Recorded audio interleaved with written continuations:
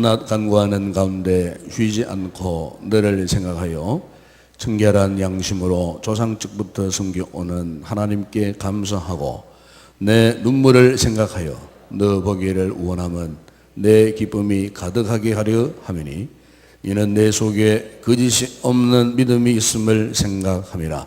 이 믿음은 먼저 내 외조모 로이스와 내 어머니 유니게 속에 있더니 내 속에도 있는 줄을 확신하노라. 아멘. 주무셨습니까? 이렇게 한번 인사하시죠. 마주 보시면서 하나님은 새벽에 은혜를 베푸십니다. 하나님 새벽에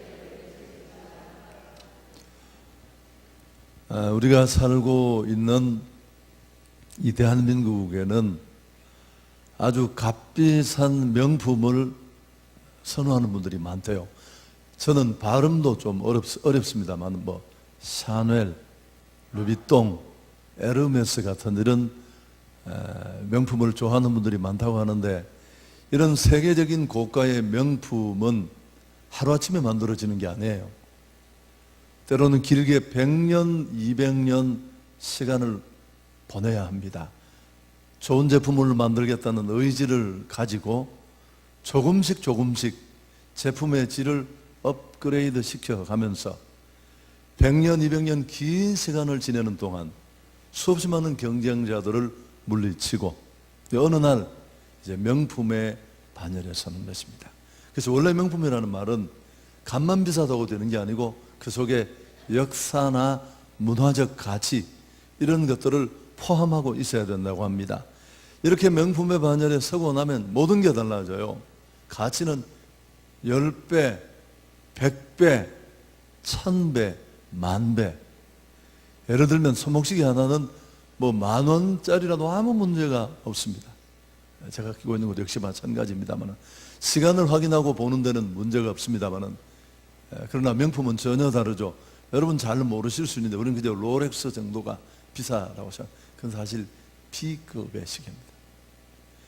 바세린 콘스탄틴이라는 시계가 있는데 스위스에 270년 된 시계회사입니다.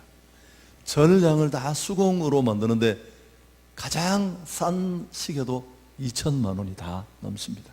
지금까지 이 바세린 콘스탄틴 시계 중에서 가장 비싸게 팔린 시계는 80억에 팔렸습니다. 한번 놀라는 척을 해주세요. 그러니까 손목시계 하나가 물론 극단의 경우지만 80억에 팔릴 만큼. 왜 이 말씀을 드리느냐 하면, 오늘 아침 우리가 묵상하려고 하는 믿음의 명문가를 만드는 것도 그렇습니다. 하나님이 마음껏 베푸시는 축복을 우리 온 가게가 누리고, 또 하나님은 계시지 않는다고 떠드는 세상에 이래도 하나님이 계시지 않느냐, 하나님 살아계신 증거를 우리 가정을 통해서 보여줄 수 있는 이런 믿음의 명문 가정을 만드는 일도 꼭 같습니다. 그저 아무 고민도 없이 우리 3대째다, 의미 없습니다. 교회 마당만 열심히 비대고 아무런 계획도 꿈도 없이 그저 되는 대로 그렇게 종교 생활처럼 신앙생활을 해오면 아무 의미가 없습니다. 어떤 분이 꼭 맞는 얘기는 아니지만 이런 말을 했습니다. 예수도 한 3대는 믿어야 폼나게 믿을 수 있다. 여러분, 하나님은 가정을 굉장히 귀하게 여기십니다. 그래서 오늘 내가 두 번째 시간에 이 문제를 좀 여러분과 회복이라는 주제로 다루려고 하는데, 가정을 왜 귀하게 보시느냐 하면 가정이 너무너무 중요하다는 것을 그분은 잘 아시기 때문에 그렇습니다. 가정은 그냥 하우스가 아니에요. 먹고 자고 쉬고 휴식하는 그런 기능도 가지고 있습니다만은, 정태기 교수님이 여기 왔다 그러시더라고요. 제가 섬기던 교회도 모셨는데, 과거에 제가 대구 있을 때, 여러분 저도 가정 문제에 굉장히 많은 관심을 가지고 있습니다. 제가 지금까지 고민하면서 깨달은 가정이 어떤 곳인가 한번 따라해 보시겠습니까? 가정은 사람 만드는 공장이다. 여러분, 가정은 사람이 만들어진 곳이에요. 저는 이 말을 제가 했다고 생각했는데, 저희 교회에 오신 어떤 가정학자가 버지니아 사투리가 이런 얘기를 했대요. 어쨌든 누가 했든 그건 하나도 중요하지 않습니다. 여러분, 교회가 십자가의 군병들을 만드는 곳이라면 가정은 그보다 훨씬 더 원천적인 사람이 만들어지는 곳이에요. 아담과 하와는 하나님이 친히 만드셨지만 그 외에 이 지구촌을 가득 메우고 있는 70억 넘는 인류는 누가 만들었을까요? 하나님이 다 가정에 부탁했어요. 그 가정에서 만들어져 세상에 출품된 인물들입니다. 그래서 문제아라는 말은 사실 틀린 말이에요. 그 문자를 가만히 들여보면 그 문자를 찍어낸 문제의 가정이 있어요. 그리고 그 문제의 가정에는 지금도 문제의 제품을 열심히 만들어내고 있는 공장장 비슷한 아버지, 어머니가 있습니다. 그래서 명품이 만들어지는 게 아니고 짝퉁 이미테이션이 만들어져요. 우리 부목사님 중국 갔다가 롤렉스 시계를 2만 원에 3개를 샀어요. 원래 하나 10,000원씩인데 막 하나 더 달라 그래가지고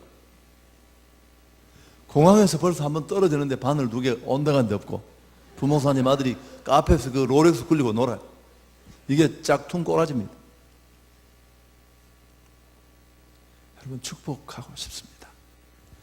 그저 나 교회 다니고 직분 받았다, 중요하고 가치 있습니다. 우리 생애에 뭘 들여다봐도 하나님 일하시는 흔적을 찾을 수 없는 그 신앙의 커리어, 몇 대가 믿었다, 무슨 의미가 있습니까? 정말 교회를 새롭게 할 수 있고 다음 세대를 이끌 수 있는 그런 명문가를 이룰 수 있기를 예수 그리스도의 이름으로 축복합니다.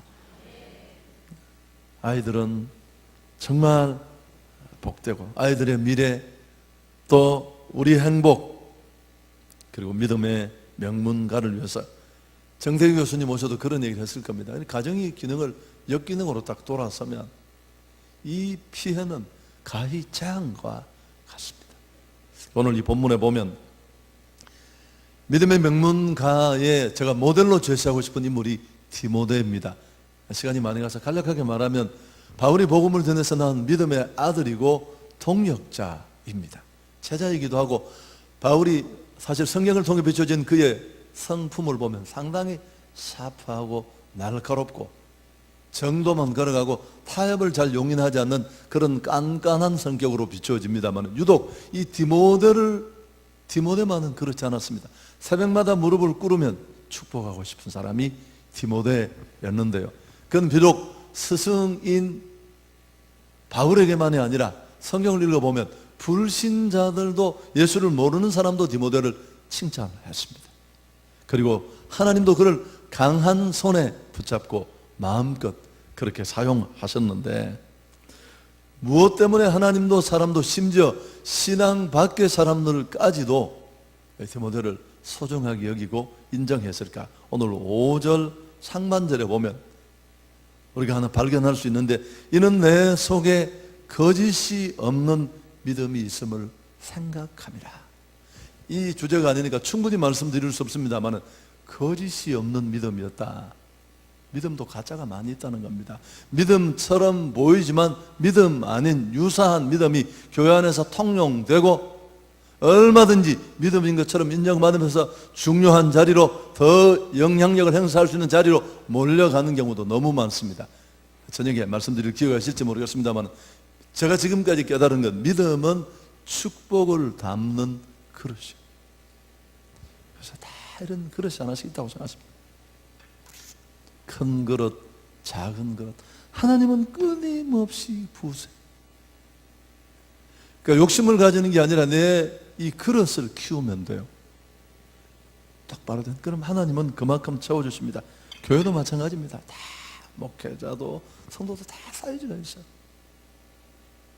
그 이상 넘는 건 내게 될 수 없습니다. 다 흘러 넘칠 수밖에 없으니까. 자, 그렇다면 이런 거짓 없는 디모데의 믿음이 어떻게 만들어졌을까?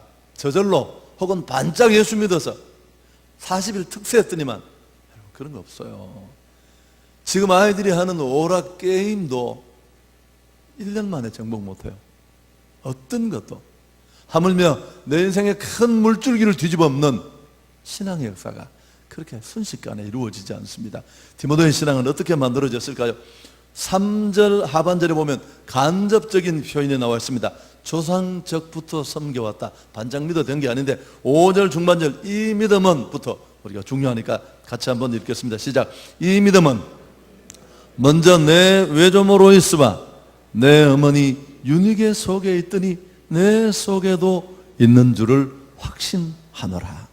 오늘 디모데의 신앙이 어떻게 왔다고요? 먼저 그의 할머니 로이스가 정말 치열하게 주님을 사랑하는 마음으로 신앙생활을 했어요. 그러다 그 바톤이 어머니 유니게에게로 넘어가서 평생 주를 사랑하며 복음을 위해 하나님의 나라를 위해서 고민하며 그렇게 신앙생활을 해왔을 것이고 3대 만에 그 바톤이 디모데에게까지 넘어간 것입니다. 여러분, 경건한 신앙의 조상과 또 믿음의 가정교육이 얼마나 중요한지를 우리는 오늘 이 본문을 통해 깨닫게 됩니다. 예외가 없어요. 우연히 저절로 된 일, 이런 일은 절대 우연히 일어나지 않습니다. 그래서 위대한 신앙인들을 보면 우리는 그저 그 되어진 결과 한 사람만 주목하기 쉽지만 돌아보면 그 뒤에는 그를 배출한 가정이 있습니다. 그리고 그 가정에는 남다르게 신앙의 고민을 가지고 잘 믿어야 돼. 그래서 이렇게 왔다 갔다 해서는 안 돼. 사람들이 겉보고 평가하는 그런데 흔들리지 말고 진실된 신앙을 가지고 한 걸음 한 걸음 나아가는 경건한 부모들이 있습니다. 정대기 교수님이 제가 한 7년, 6, 7년이 훨씬 한 8년, 10년쯤 되겠나. 저희는 수요 오전 예배, 여성 예배가 많이 모여요. 계속 강사를 부르면서 목사님 한 분이 아예 풀로 주말학교와 이 수요 여성 예배를 진행하는데 강사로 여러 번 오신 분이기도 한데 저도 그때 잊을 수가 없어요. 경산중앙교회를 섬길 때 3일 집회를 했는데 저는 이렇게 평가해요. 그 교회가 눈물에 둥둥둥 떠다녔어요. 문제가 없다고 생각했던 사람들이 말씀에 비춰진 자기 가정의 모습, 자신의 연약함을 보고 그야말로 통곡을 했었어요. 그래서 여러분 기억이 나실지 모르겠습니다. 그분이 가정교육을 제대로 하려면 적어도 3가지가 있어야 된다. 첫째, 어린 시절에 절대 그 결정적인 시기에 부모가 싸우면 안 돼요. 완전 가정을 그냥 다 파괴하는 거예요. 그러시죠? 자율신경이 다 무너져요. 자율신경은 이름 그대로 어릴 때 만들어져서 나이가 많으면 저절로 가동되는 신경인데 정태기 교수가 바로 그 피해자라고 했잖아요. 전라도 어느 섬에 아버지는 세컨드를 반대 섬에 두고 있어요. 야구선수도 아닌 분이. 어머니는 그 억장 무너진 상황을 보고 아유 이놈의 새끼 하고 막 하다가 39살에 돌아가시고 이분이 공부를 좀 잘해서 유학을 갔는데 유학 가보니까 교수가 동양에서 천자가 하나 온다고 기다리고 있었는데 천자가 아니고 환자였어. 그가 휴스턴으로 보내져서 치료를 받고 한국에 돌아와서 이론적인 가정사역이 아니라 우리와 교단은 다르지만 한국에 낳은 세계적인 가정사역자죠. 그러니까 어린 시절에 부모가 아이들 앞에 싸우는 거 이건 그냥 가정을 다 부숴서 박살을 내는 중범죄예요. 중범죄. 그럼 두 번째, 신앙생활을 진실되게 해야 된다. 기억 안 나시나요? 쇼하시면 안 돼요. 여러분, 가정은 오늘 내가 누리는 신앙의 축복이 다음대로 넘어가느냐 안 넘어가느냐 분수령이에요. 교회에서는 뻥쳐서 중요한 자리에 갈 수 있지만 집에서는 카피가 일어나지 않아요. 그래서 그게 저절로 저주가 되는 거예요.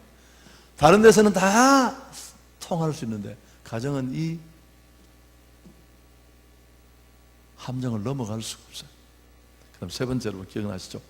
부부가 행복하게 사는 것을 보여주는 것. 아버지가 자기 자녀들을 위해 살 수 있는 최고의 일이 있다면 아랍 격언에 나오는 얘기인데 그 아이들의 어머니를 뜨겁게 사랑해 주는 것이다. 그럼 문제는 다 해결돼요. 잠오실 수 있는 시간이니까 아멘 한번 하시죠. 할렐루야. 어떤 아이가 지하철을 타는데 엄마와 함께 너무 지하철에서 막 떠드니까 이 공중도덕에 맞지 않잖아요. 엄마가 보다 못해서 사람들이 눈치를 주니까 아이를 끌고 구석으로 와서 조용해! 엄마가 어떤 사람 싫어하지? 그러니까 아이가 조금도 주저하지 않고 아빠요. 여러분 이런 얘기를 좋아하시죠? 근데 오늘 이 본문을 보면 디모데라는 위대한 신앙인을 밝히면서 놀라운 건 남자들의 이름이 없어요. 여러분 성경은 상당히 동양적인 사고 안에서 기록된 책입니다. 여성을 조금 무시하고 카운트에 넣지도 않고 그런 경향을 느낄 수 있는데 유독 디모데라는 한 위대한 신앙의 가게를 들추어내면서 저를 보지 마시고 성경을 한번 보시죠. 여기 남성의 이름은 보이지 않아요? 로이스도 유니게도 다 여성이에요. 왜 이렇게 했을까요? 여러분 어머니가 이렇게 중요해요. 이 사람이 어떤 사람이 될 것인가를 결정짓는 일, 교육학은 이 연령이 점점 낮아집니다. 지금 그 6세, 7세까지 내려왔어요. 그러니까 유치원도 가기 전에 이 아이가 장래에 어떤 사람이 될 것인가는 85% 정도 아웃라인이 만들어져요.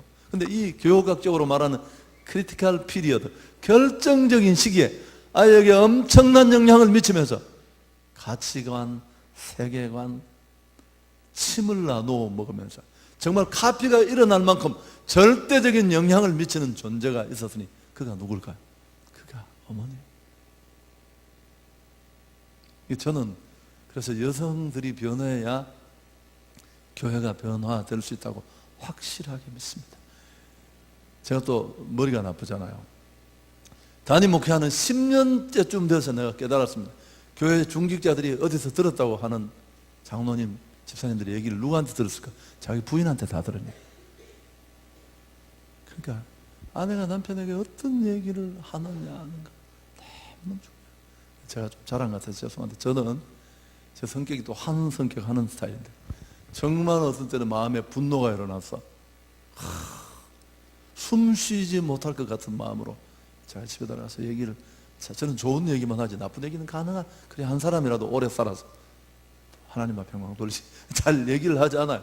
정말 마음이 아파서 이건 함께 도저히 기도하지 않을 수 없다. 그렇게 얘기를 내가 막 하면 정말 나쁜 놈이라고 막 열을 내면서 얘기를 하면 그분이, 저희 와이프가 그러세요. 목사님 됐습니다. 목사님도 막 어지간하거든요. 보통은 아니거든요. 그리고 다시 내 마음에 불을 꺼줘요. 이번에도 그런 일, 이러면 시간이 길어지는데 다 얘기 못하고, 근데 반대로 할 수도 충분히 있거든요. 목사님 그걸 그냥 놓습니까? 그런 건 초반에 그냥 꺾어야 됩니다.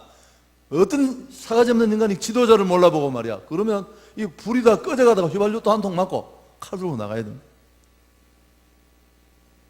아내가 어떤 꼭 이번 집회에 새로워질 수 있기를 축복합니다. 가게를, 남편을, 아이들을 정말 축복의 사람으로 빛나게 세웁시다. 은혜 많이 받으셔야 돼요.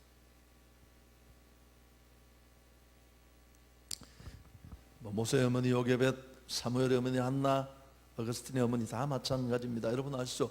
링컨의 어머니 낸시는 9살 때 돌아가셨습니다. 그렇지만 중요한 정보는 자식에게 다 넘어갔어요. 마지막 죽는 그 엄숙한 순간에 링컨의 손을 잡고 제가 한번 읽어드릴까요? 사랑하는 링컨아, 성경을 읽어라. 그리고 말씀대로 살려고 노력해라. 하나님을 사랑하고 이웃을 사랑하고 뜨겁게 기도하기를 힘쓰라. 이것이 내 마지막 부탁이다. 제가 이거를 책에 실고 적어두면서 생각을 한번 해봤어요. 이 엄마가 보통 엄마가 아니다. 중요한 얘기는 싹 다 유언으로 넘어갔어요. 살아오면서 몸으로 보여주었겠지만 링컨이 남북전쟁에 자기 정치적인 생명을 걸고 생애를 쏟았던 것, 이 어머니의 유언과 무관치 않다라는 얘기가 있을 정도입니다. 여러분, 그래서 교육은 반복에 의해서 이루어져요. 사실은 성경도 중요한 건 항상 새로운 얘기를 해야 된다고 너무 부담 가질 필요가 없습니다. 어떤 중요한 얘기를 반복하느냐, 교육학 할 때 이 얘기 많이 하는데, 우리 한국 사람은 자라면서 가장 많이 부모로 듣는 얘기, 제 세대는 이 얘기를 이해하는데 조금도 문제가 없습니다. 제 나이가 국산 나이로 56세인데요 기죽지 마라. 저는 정말 얘기 많이 들었습니다. 우리는 운전을 하고 가다 누가 끼어들면 내 기가 죽었다고 생각합니다. 죽이려고 창문 열고 막 달려가지고. 이 교육의 힘이에요. 외국 사람은 나누어라. 여러분 외국 가보면 놀랄 정도지 않습니까? 우리가 버리는 아이들 폴트를 토경 입양된 아이를 다 데려가서 자기 자식보다 더 잘 키우고, 여기까지는 우리가 어떻게 하면 금식하고 해볼 수 있을지 몰라요. 그 다음에 이건 절대 우리가 안 됩니다. 그 아이를 또 데려와요. 한국에 와서 엄마를 다 찾아가 친모 만나가 껴안고 울고 왔는데 그 옆에서 같이 함께 행복해하면서 박수 칠 수 있는 대한민국이 될 것 같습니까? 그래서 우리는 이 수준을 못 벗어나. 놀이시설에 가면 제가 갔을 때 마침 한국에서 그 장애자들을 어떤 단체에서 섬기려고 100명이나 200명을 그 놀이시설에 데려왔습니다. 1시간은 기다려서 자기 차례가 됐는데 그 중간에 또 몇 차가 들어오면 여전히 또 서서 웃으면서 빵글빵글 웃으면서 먼저 자리를 양보하고 기다릴 수 있는 사람들. 그러니까 이 마음으로는 우리 모두가 아직은 어려운 것입니다.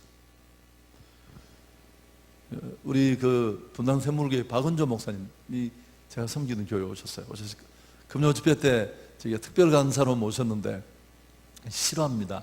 어떤 교회 정말 열심히 신앙생활하는 권사님이 계셨는데 이제 이분이 하나님이 부르셔서 천국 갈 시간이 다 되었는데 한 30-40명 자녀 손들이 모였습니다.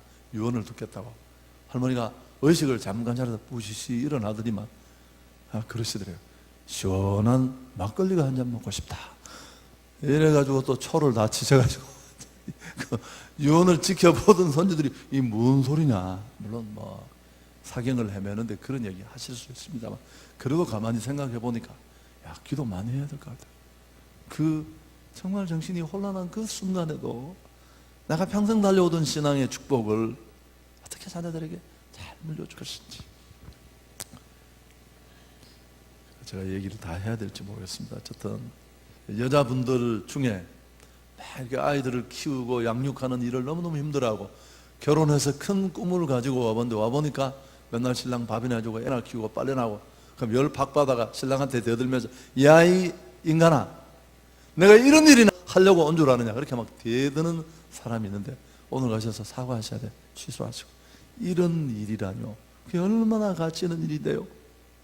콘돌리자 라이스처럼 대처 영국 수상을 지낸 그 철의 여인처럼 강철 여인처럼 전 세계를 호령하고 정치판을 바꾸는 그런 사람보다 더 위대한 사람이 누구냐 하면 가정에서 하나님이 내 가정에 맡겨준 아이 하나하나를 정말 주님의 마음으로 잘 양육해서 세상에 빛난 신앙의 축복의 사람으로 세우는 일이 훨씬 더 중요합니다. 제가 예전에 김동호 목사님 책을 읽었는데요. 여러분 김동호 목사님 아시죠? 한국에 난 뭐 몇 명 안에 들어가는 목회자죠.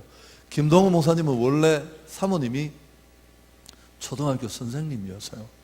목사님이 좋아하면서 두 분이 연애를 하면서 결혼을 해야 되겠다 결정을 하고 내린 게 뭐냐 하면 사모님이 그랬대요. 나 당신 너무너무 좋아해서 결혼하고 싶은데 그러나 결혼한다면 꼭 내 부탁을 들어줘야 됩니다. 교사라는 직업이 너무너무 좋은 직업이지만 당신은 그 일을 내려놓고 내 아이들에게 집중해야 합니다. 물론 사모님은 목사님의 부탁을 들어서 그렇게 했는데 목사님이 그 책에 이렇게 썼습니다. 만일 내 아내가 내 그 부탁을 들어주지 않았다면 나는 그 여자와 결혼하지 않았을 것이다. 그 다음 그 두 번째 얘기가 너무 멋있어요. 그래도 내가 내 아내를 너무너무 사랑해서 도저히 헤어질 수 없었다면 나는 내가 목회를 그만두고 내 아이들을 키울 것이다. 한국이 낳은 최고의 목회자가 그 목회를 내려놓고도 하고 싶었던 일, 해야 된다고 느꼈던 일이 바로 그 일이에요.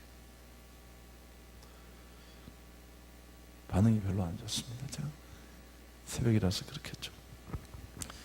여러분 시편 127편 3절에 보면 보라 자식들은 여호와의 기업이요 태 열매는 그의 상급이다. 이 자녀 교육의 헌장과 같은 말씀이에요. 자녀는 동전의 양면과 같은 두 면을 가지고 있습니다. 하나는 기업이고 하나는 상급이에요. 상급이라는 말은 이해하는데 어려움이 없습니다. 자녀들이 정상적으로 하나님의 기대대로 가정에서 잘 양육되어 빛난 자리에 섰을 때 우리에게 돌아오는 열매입니다. 두 집 자식이야. 근데 여기 나와 있는 이 기업이라는 말이 무슨 뜻이냐 하면 이게 어려운 말이에요 사실은. 근데 어떤 주경학자가 너무너무 쉽게 풀이를 했습니다. 자녀는 여호와의 주신 숙제요. 이 빡빡 숙제예요 이게. 잘 풀면 영광이 되는데 잘 못 풀면 다 뒤집어 써야 돼. 자, 서론은 여기까지 하고요. 여러분, 저는 이렇게 그러니까 패밀리 미니스트리에 실패하면 필드 미니스트리에 성공해도 아무것도 없어요. 다시 말하면 가정사역이 무너지면 사역의 실제 현장에서 뭘 만들었더라도 그건 가치가 없습니다. 한국교회에 그런 지도자들이 많잖아요. 저는 충분히 그분들의 일생을 깊이 삽니다. 정말 자식들이 독립군처럼 그렇게 컸어요. 독립군 주사처럼. 뭐 교회 개척해놓고 아이들이 죽든 살든 나는 주를 위해서 헌신한다. 그래서 교회는 컸지만 가정은 무너진 분들. 여러분, 우리 한국교회는 그분들에게 빚을 졌지만 성경은 뭐라고 말할까요? 홈리와 비느하스, 엘리 제사장의 두 아들을 보시면 답이 나올 겁니다. 엘리는 지금의 총회장 정도쯤 되는 목회자예요. 혀기를 다 쓸어버리셨어요. 네가 교단 일을 한다고 너무 바빴지. 누군가 해야 할 일인데 내 충분히 수긍한다. 그런 말씀 한마디도 없어요.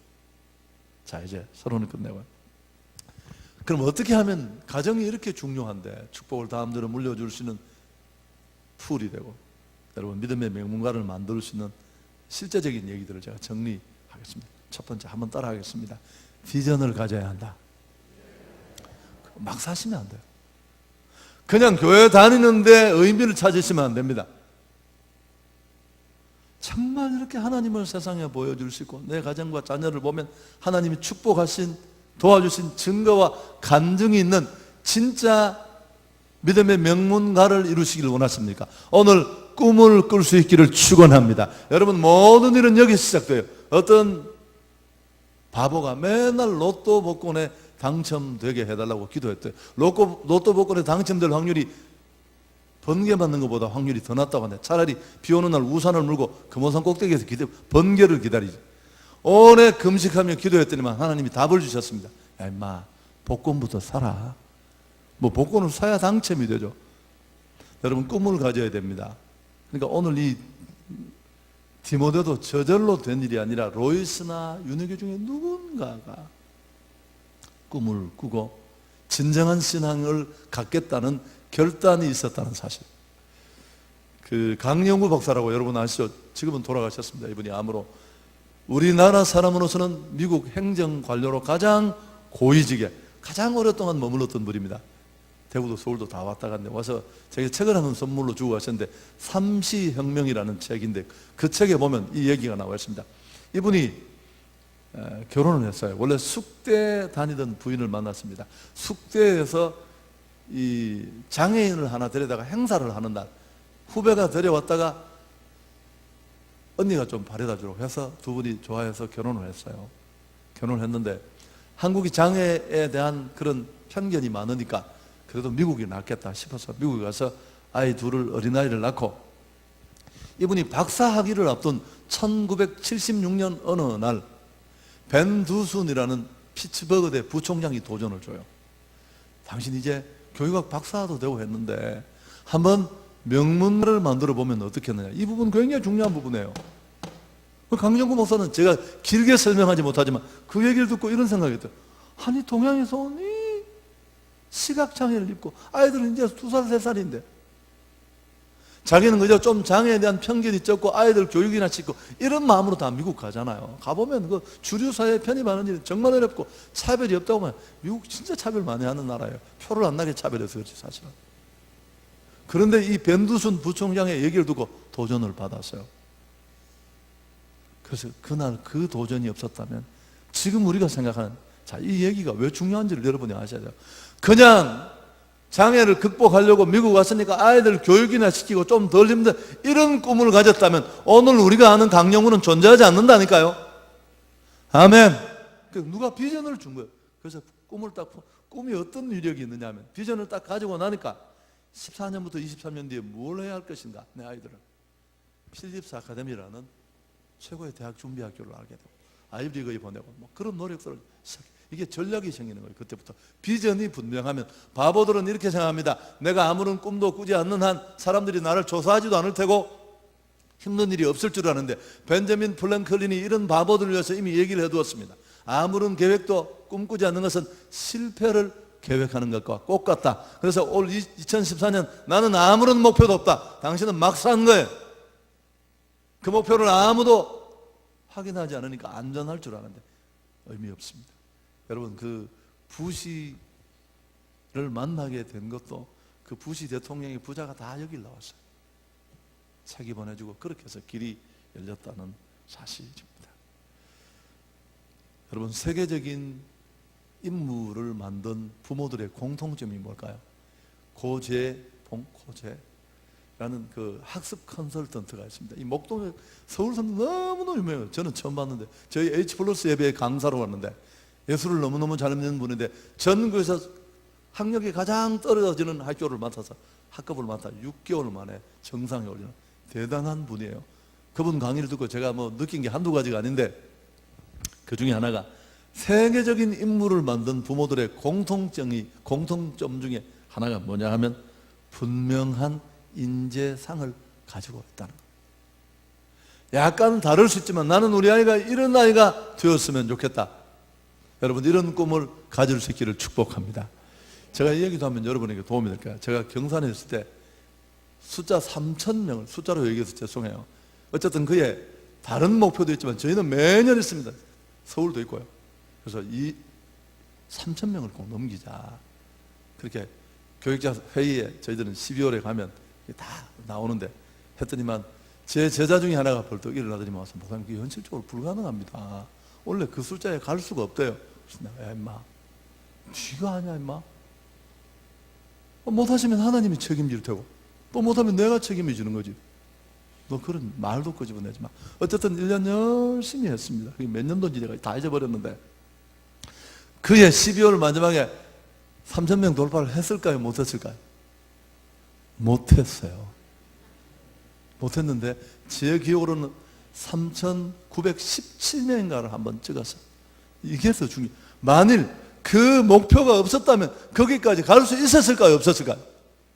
절대 못 가요. 절대. 어쨌든 가고 못 가고는 그건 우리가 할 수 있는 일은 아니에요.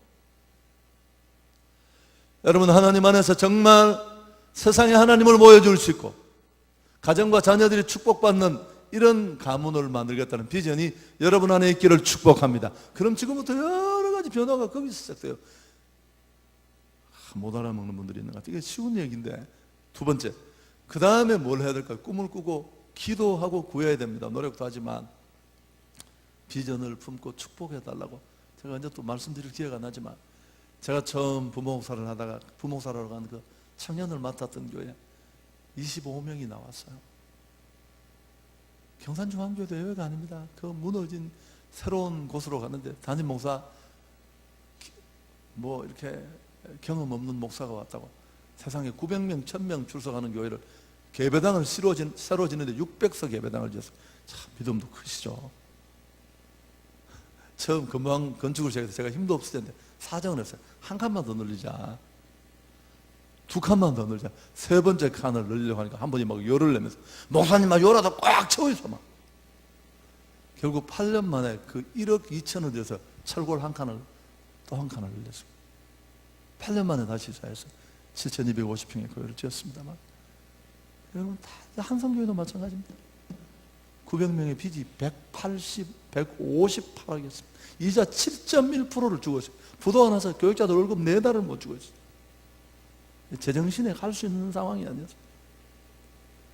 제가 기도했죠. 새벽에 가서 하나님, 이게 하나님의 교회입니까? 이게 정말 하나님 교회라면 하나님이 이 교회의 주인 되신다는 걸 보여주십시오. 6개월을 제가 화장지를 새벽마다 한 통씩 뽑으면서 기도했어요. 그럼 결과는 아시나요? 서울서 누가 저를 알겠습니까? 하나님이 정말 지금 서울서도 주목받는 저희 작년이 4,000명이 넘었었고요. 청년만 1,200명씩 모여요. 어디서 왔는지 나는 몰라요. 목동 사람이 그 고개를 안 넘어와요. 굉장히 프라이드가 있어요. 거기 길을 나는 것도 못 나도록 몇 년을 데모한 사람들이에요. 그 부천에서 넘어서 신정동을 거쳐서 목동으로 지나가는. 저는 목동에 대교구만 2개가 있어요. 우리한테 큰 의미는 없지만 하나님은 우리 눈물을 병에 담으시고 축복해 주시는 줄 믿습니다. 예수께서 돌이켜 이르시되 예루살렘의 딸들아 나를 위하여 울지 말고 너희와 너희 자녀를 위해서 울라. 여러분 자녀를 위해서 기도 많이 할 수 있기를 축복합니다. 그러니까 제가 오늘 시간 때문에 좀 왔다 갔다 하는데 새벽마다 나와서 꿈은 기도실에서 돌처럼 자랍니다. 경상서 그 교회도 그래요.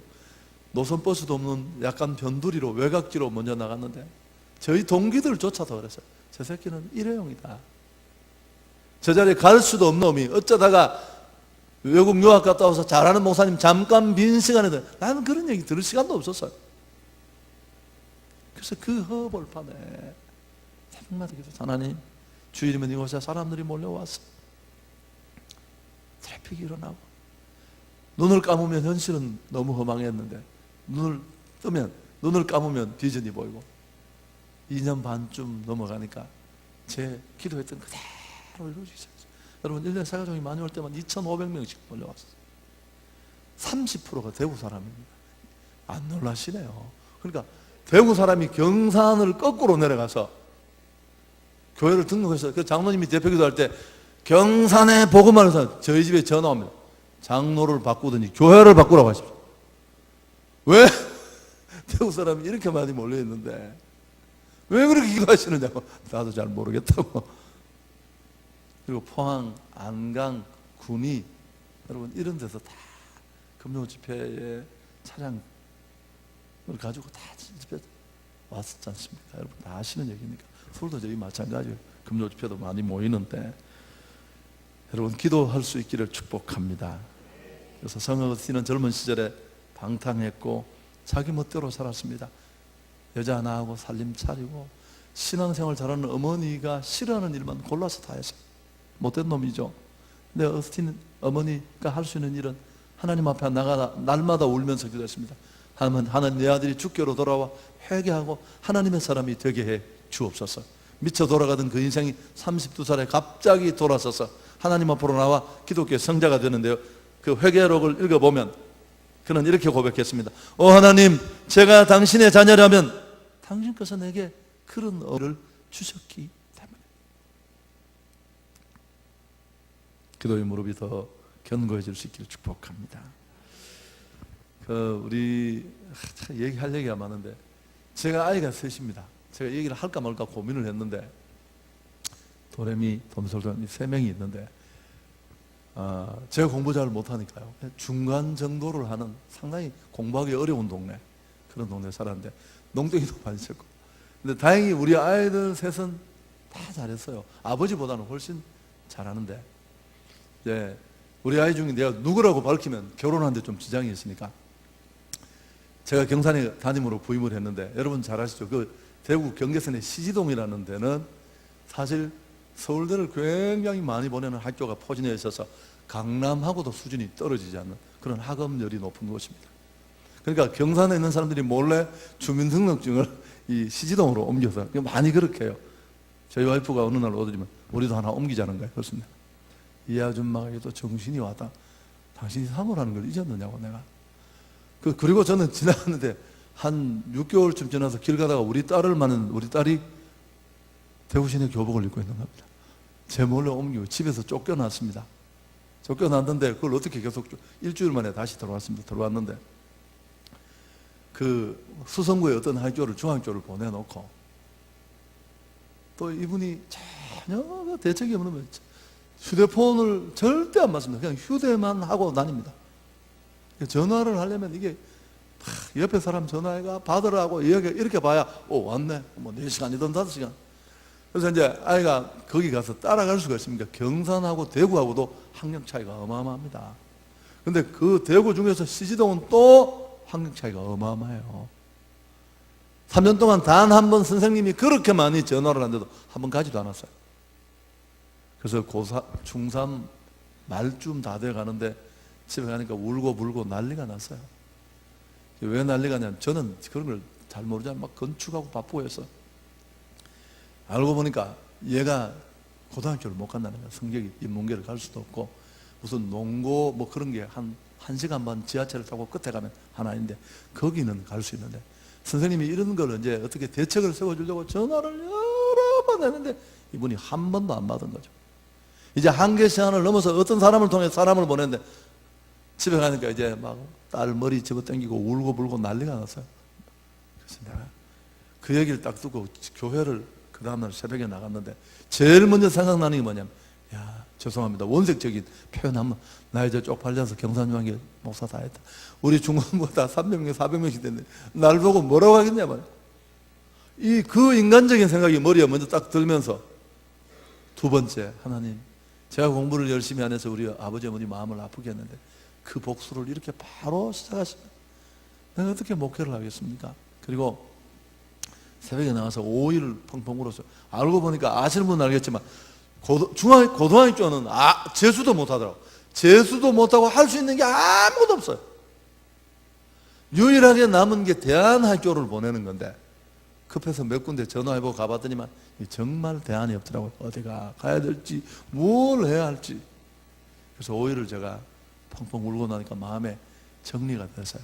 정리가 된 게 뭐냐 하면, 지금까지 내가 우리 아이들을 위해서 제가 기도를 약간은 하는 목사인데 이 아이들 기도는 그저 3명을 끌어엄쳐서 뒤에 5분 만에 다 끝을 했어요. 맨날 그게 먼저 가슴에 후회가 되고, 건축 헌금한다고 맨날 끌어모아가 난리를 지겠는데 정작 우리 아이들 위해서 한번 헌금을 제대로 해본 적이 없더라고요.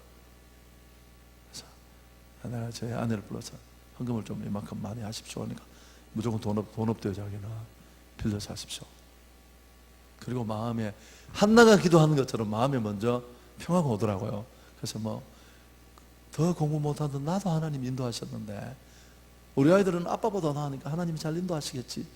그리고 그냥 선생님한테 가서 사정을 해서 고등학교로 진학을 했는데 한 달이 다 되어 가는데 어쨌든 우리 그 아이가 살이 막 빠지면서 애가 죽으려고 하는데 제가 금요 집회를 간다고 이제 성경을 들고 이렇게 교회로 가는데 우리 딸이 막 아빠! 왜 자기가 합격을 했대요. 그래서 내일이 발표 날인 줄 알고 오늘 저녁에 무슨 교육청 홈페이지에 들어갔는데 이미 떴대요. 여러분 어떻게 합격한 줄 아세요? 지금까지도 한 번도 없었던 일이고 이후로도 이런 일은 절대 안 일어날 겁니다. 시지동에 수성구 시지동에 역사상 처음으로 인문계가 미달된 겁니다. 그래서 우리 딸이 고등학교 입학을 해서 회화여고에, 그래서 내가 입학식 날 가서 그랬습니다. 야, 우리 이렇게 하지 말자.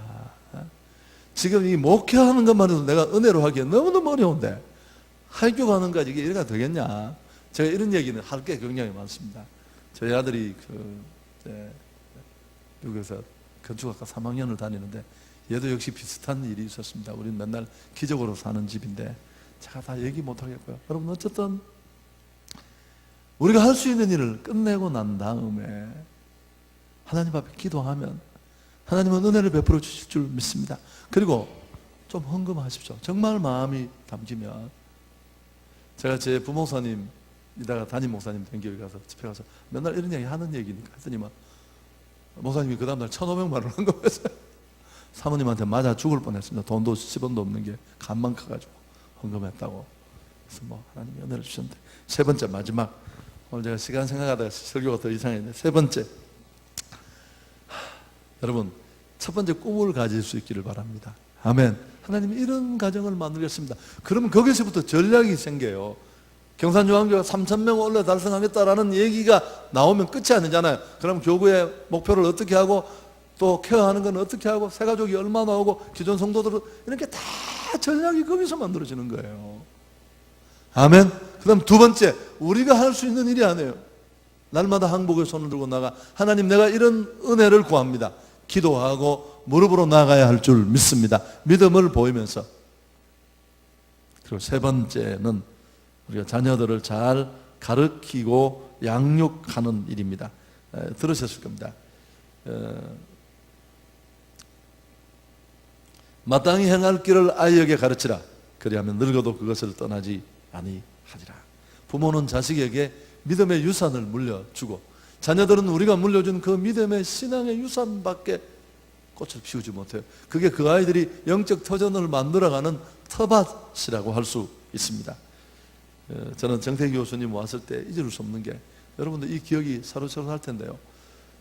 이분은 정말 한국이 낳은 가정사역자니까 임상적인 예들을 너무너무 많이 가지고 있잖아요. 치료하고 고치고 무너진 가정들이 세워진. 제가 저희 교회를 섬길 때 와서도 누구 얘기를 했느냐 하면 여러분 줄리아 록펠러 얘기를 했습니다. 다른 얘기 다 생략하고 그 록펠러가 어머니로부터 물려받은 건 신앙유산 하나뿐이에요. 그런데 세계적인 부자로 가장 오랫동안, 지금의 무슨 빌 게이츠 뭐 이런 건 여러분 딱 단순하게 가치 숫자를 계산하면 그 금액이 차이가 너무 많이 납니다. 그래서 그 록펠러가 살아있을 때 시카고 트리뷴 기자가 찾아가서 인터뷰를 했어요. 당신은 어떻게 그렇게 축복의 자리에 오랫동안 머물 수 있느냐. 그게 시카고 대학, 록펠러가 세운 12개 대학 중에 하나죠. 여러분 가보시면 시카고 대학 4층 도서관 앞에 스크랩을 해서 이렇게 걸어둔 글귀예요. 뭐 10가지, 8가지 많은데 오리지널은 4가지요, 4가지. 그러니까 나는 내 어머니로부터 4가지 도깨비 방망이를 선물로 받았는데 그것만 톡톡 두드리면 돈이 쏟아진다. 그 내가 이야기하죠. 첫 번째가 뭐예요? 11조. 11조는 축복의 시다. 어떤 경우에도 떼먹지 말라. 나중에 40명 계산한 사람. 두 번째, 교회가 어떤 부탁을 하든지 절대 교회 부탁을 거절하지 마라. 여러분 이 어머니 보통 어머니가 아니에요. 교회가 문제가 많고 교회가 우리에게 상처를 줄 때도 많지만 하나님은 지금까지도 교회를 통해 일하시는 줄 믿습니다. 그래서 교회와 호흡을 함께 하는 것 정말 건강한 것. 그 다음 세 번째도 아시죠? 예배 시간에 앞자리에 앉아라. 40년이 지나고 나서 양자 물리학이 이 이유를 밝혀냈어요. 목사가 설교를 하면 이 앞줄에는 영적 파장이 소나기처럼 막 쏟아진대. 그래서 실험을 했는데 중증 우울증 환자는 거의 죽습니다. 못 고쳐요. 중증 우울증 환자를 8개월 이 앞자리에 앉혀두었는데 깨끗하게 치료되었다는 임상 보고가 있어요. 록펠러는 95세 죽을 때까지 45분 일찍 나와서 앞자리를 한 번도 놓친 적이 없어요. 경산에 그분이 이 얘기를 하고 나서 죄송합니다. 장로님, 권사님이 계신 요 자리가 그 할머니들이 딱 앉는 자리, 가방끈도 딱 걸어놓고 글자도 틀리게 손대지 마세요 이렇게 써놓은 자리인데 그 사이에 젊은 집사 2사람이 파고 들어와서 숨은 겁니다. 그러니까 권사님 한 분이 예배 때마다 꼬집는 거예요. 나가라고. 그래서 저한테 이메일을 보내서 목사님 꼬집어서 안 되겠다고 해서 내가 그런 걸 왜 나한테 이메일을 보내냐고. 당신이 알아서 하지. 그 다음 주간에 비타C 한 박스를 사드렸더니만 다시는 꼬집는 일이 없어. 그렇게 간단한 걸 왜. 그 다음 네 번째도 아시죠? 목사님을 하나님처럼 모셔라. 록펠러는 평생을 목사의 종으로 살았습니다. 여러분 그건 스피커라서 그걸 봐주는 거예요. 자기 교회 모든 교역자 자녀의 등록금을 다 드렸습니다. 여러분 거기서 끝난 게 아니고 움직이는데 추적해서 끝까지 등록금을 다 해결해서 그 숫자가 890명이었어요. 800. 왜 안 놀라시는 거죠? 아멘. 자, 여기 정리하겠습니다. 제가 6시를 안 넘기려고 하니까. 그런데 선하게 사는 것은 대물림 됩니다. 절대 잊지 마십시오. 그래서 내가 교회에서 거룩한 척 하면서 내 마음 짚은 곳에 진정한 신앙은 없는데 사람들은 다 헷갈려서 그를 다 중요한 자리에 세울지 모르지만 내 삶에 내 아이들의 생애 속에 열매가 없다는 사실. 여러분 여기 5절 한번 보죠. 너무너무 중요한 구절이 나와 있는데 이건 제가 시간이 없어도 꼭 설명드려야 돼요. 5절에 보면 있더니 있는 줄 확신한다. 그러니까 원본이 흐리멍텅하면 카피가 안 일어난다 그랬죠. 그러니까 실제로 할머니 속에 그 신앙이 존재하는 생활신앙이었어요. 할렐루야. 그리고 그 신앙에 왔더니 그 다음에 또 실제로 존재하는 허상이 아니라 그리고 그 신앙이 디모데에게까지로 이어졌습니다. 여러분 뜨겁게 하나님의 교회를 사랑하시고 진심으로 헌신하시고 그리고 그 복된 신앙이 다음 대로까지 이어질 수 있기를 축복합니다. 저는 돌아보면 제가 이제 목사님에게도 잠깐 간증을 하고 또 나누었습니다. 목사님 제 동기니까요. 기도 많이 하고 했는데 저는 우리 아이들 이 3명을 보면 세상에 어떻게 이런 기적 같은 은혜가 있습니까? 내가 서울 금방 가서 제 생존하기도 어려운데 어떻게 아이를 유학을 보내겠습니까? 보낼 수도 없는 일이에요. 기도만 10년을 했었어요. 우리 장로님이 한 분이, 나는 이런 장로님을 만난 게 내 인생의 큰 축복이었어요. 제가 서울 간다고 3일 전에 대구에 내려오셨어요. 이사 준비해 준다. 나는 심히 불편했죠. 근데 이분이 저희 원로 목사님 때부터 그래서 그 당시 차 1억 몇 천짜리 차를 사주는 것도 그렇지만 사드리고 차량 세금, 스티커 한 장까지 본인이 금액을 다 지불하셨어요. 제가 가니까 목사님 아이들하고 한강에 무슨 유람선을 다 보셨겠습니까? 못 타봤습니다. 유람선 태워준다고 오라 그래서 우리 식구 총원을 데리고 한강에 가서 유람선을 기다리는 동안에 그 앞에 이렇게 식사 파는 데가 있어요. 경양식으로. 그걸 먹는 동안 얘기할 거리가 없었어요. 제가 얘기를 했었어요. 콘돌리자 라이스라는 그 국무장관을 2번 지낸 여자분이 아버지가 감리교 목사님이세요.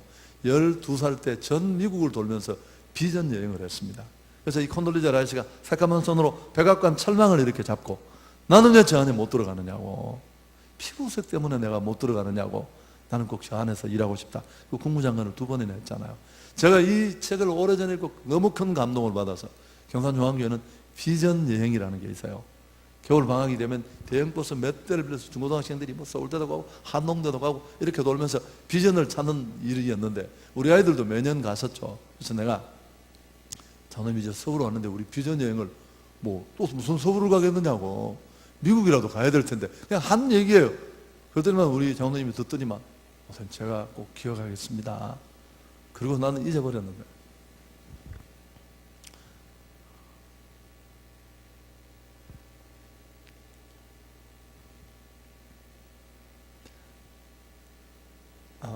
이분이 20일 미국 시간표를 다 짜오셨어요. 그리고 사업이 좀 어려웠어요. 그때는 북한 물류를 우리 한국에서 제일 크게 하는 분인데 여러분 북한 일이 거의 10년째 문이 다 닫혔잖아요. 그래서 저보고 목사님 비행기표를 예매할까요? 그렇게 저는 돈을 나중에 드리면 된다고. 예매하시죠. 3일 있다 또 오셨어요. 그 비행기표를 예매할까요? 예, 하십시오. 돈 달라는 이야기인데 내가 그걸 못 알아들은 거예요. 이분이 너무 어려우실 때여서 교회 재정부를 찾아간 겁니다. 목사님 자녀들이 미국에 비전 여행 갔는데 돈 내놓으라고. 그러니까 예전에 제가 드려도 안 되는 어떤 돈을 1,000만 원을 내가 이렇게 대납한 게 있었어요. 그때는 재정부장님이 그거 우리가 원래 드려야 되는데 이번에 갚아드리자. 그래서 그 돈을 받아서 600만 원으로 비행기표를 사고 400만 원을 예비해서 이 아이들이 갔었어요. 가서 20일 동안 모아 그 텍사스에는 아이합이라는 2만 명 모이는 영성 집회에도 갔다가 그리고 왔는데 그럼 그래서 우리 아이가 유학을 가게 된 거예요.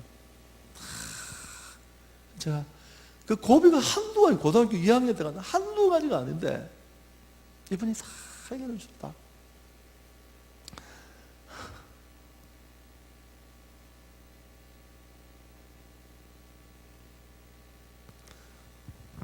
제가 여기 와서 왜 우는지 원래 이런 스타일이 아닌데 어쨌든 그랬습니다. 그래서 제가 그분을 보고 그랬어요. 이 아이는 내 아이가 아닙니다. 장로님 말고 돌아보면 지금 다니는 학교도 미국에서 그저 20, 30이 안에는 들어간 우리 아들 성적으로는 절대 죽었다 깨어나도 못 가는 대학에 우리 성도들이 그렇게 말하죠. 목사님 목회 열심히 하신다고. 별로 열심히 하는 목회도 아닌데 사실은 그걸 하나님이 축복하시려고 그렇게 많은 은혜를 주셨습니다. 제가 한 일은 새벽마다 기도하고 하나님 긍휼히 여겨달라는 그 간구 하나로 여기까지 왔습니다. 제가 시간을 맞춘다고 너무 빨리 지나간 것 같아서 얘기를 좀 한다는 게 이렇게 되는데 1분 만에 마치겠습니다. 여러분 꼭 믿음의 명문가를 만들겠다는 꿈을 꿀 수 있기를 주의 이름으로 축복합니다. 아멘. 그리고 오늘 저녁에 자녀를 위해서 제가 헌금 때문에 한 얘기 절대 정말 오늘 그냥 나도 돌아보면 그런 게 부족했다. 자녀들 이름으로 헌금하시면 제가 기도하겠습니다. 그리고 여러분 저녁 집회도 많이 나오시고 우리 앞에 불렀던 찬양 3절 4절만 한번 부르고 간절히 기도하겠습니다. 하나님 내 가정을 축복하옵소서. 여러분 가게에 하나님의 역사와 간증의 축복이 없다면 내 신앙은 다시 점검이 필요합니다. 그리고 꿈을 다시 가지시고 한순간 한순간 고민하면서 그렇게 영적 축복을 만들어 가시고 그 아름다운 믿음의 명무가의 축복이 다음대로 이어질 수 있습니다.